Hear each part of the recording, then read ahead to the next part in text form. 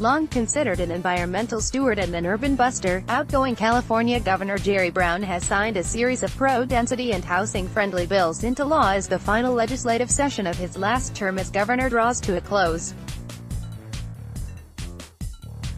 Among the issues supported by the spate of bills are, efforts to build more densely around transit stations in the San Francisco Bay Area, a desire to enshrine Obama-era federal fair housing guidelines into California law, and plans to force wealthy municipalities to build their fair share of affordable housing. A list of some of the significant legislative gains signed into law by Governor Brown follows: BART Station, San Francisco International Airport, Ken Lund, via Flickr. AB 2923 Assembly Bill 2923 settles a long-running battle to give the Bay Area Rapid Transit BART Authority a greater degree of control over the land that it owns surrounding its transit stops across the Bay Area region. The land in question is currently subjected to many of the strict density limits imposed by surrounding housing-adverse communities. The enaction of the bill will allow for up to 20,000 new housing units, 35% of which would be affordable housing, to be built on the roughly 250 acres the authority owns by 2040. In a statement, BART General Manager Grace Krunick celebrated the victory by sounding a conciliatory tone. She said, although AB 2923 directs BART to adopt new transit-oriented development zoning standards for each BART station, I want to assure community leaders and residents that BART is committed to continuing our collaborative approach. We have found that working closely with neighborhoods and local elected officials to consider community needs is not only respectful, it's the most efficient way to get the job done. The measure gives local municipalities 2 years to update their zoning plans to accommodate the new housing or risk losing all control over BART-associated projects currently under their jurisdiction. A 1937 San Francisco residential security map created by the Homeowners Loan Corporation, an example of 20th-century racist redlining practices, courtesy of University of Maryland's T-Races Project. AB 686 Assembly Bill 686 would require any housing and community development-focused public agency to administer its programs and activities in a manner that supports the affirmatively Further Fair Housing (AFFH) efforts of the 1968 Fair Housing Act.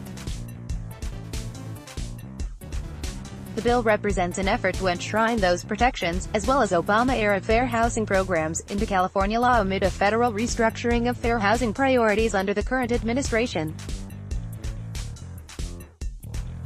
Housing and Urban Development Secretary Ben Carson has referred to AFFH unironically as its social engineering scheme, despite the fact that AFFH efforts served to counter the long-standing legacy of federally enacted and enforced racial segregation and redlining in American neighborhoods.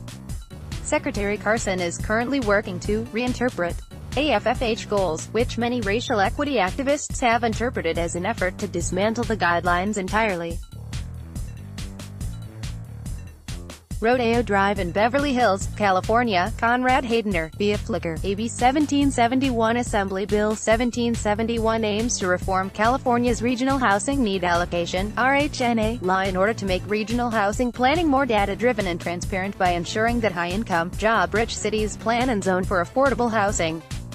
The bill represents an effort to force wealthy cities like Beverly Hills and those surrounding San Francisco to plan for additional affordable housing so that existing low-income communities are not solely saddled with the burden of producing more housing.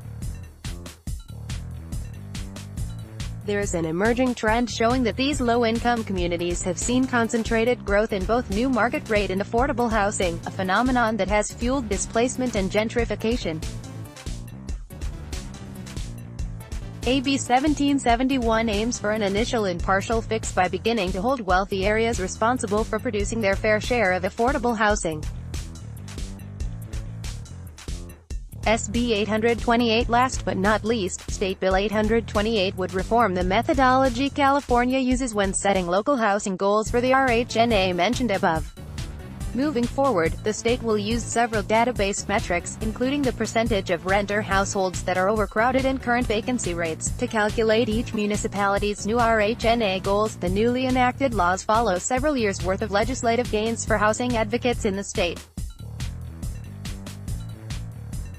However, the efforts have yet to meaningfully reduce the number of rent-burdened households in the state and have had an even smaller impact on racial segregation or access to home ownership for low-income households. These issues are expected to take center stage for California's next governor when they take office in 2019 following the November election.